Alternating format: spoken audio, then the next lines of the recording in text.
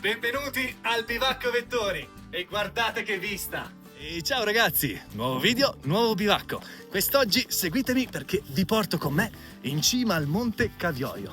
E infatti guardate che bel bivacco si erge davanti a me. Dopo un piccolo sentiero attrezzato, eccoci arrivati in vetta dove si erge imponente il nostro bivacco.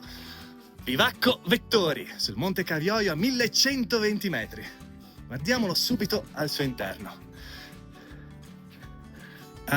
Con una bella finestra sui monti. Qui abbiamo subito un bel rifugio con un caminetto centrale, una stufetta che funge anche da cucina economica, una piccola dispensa, poi abbiamo 3 brandine, qui una tavola con altre 3 brandine.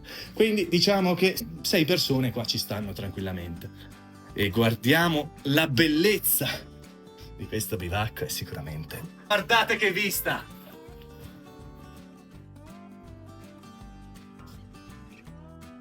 Essendo in quota non abbiamo accesso a nessuna fonte d'acqua neanche durante il percorso, però abbiamo quantomeno un po', poca legna.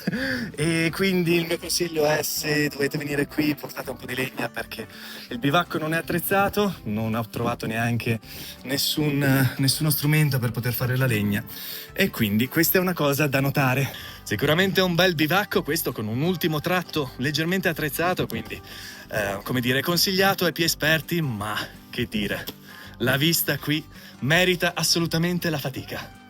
Questo era il Bivacco Vettori. E voi lo conoscevate? Ci passereste la notte? Lasciatemelo scritto qui sotto nei commenti e noi ci vediamo al prossimo bivacco. Ciao ragazzi!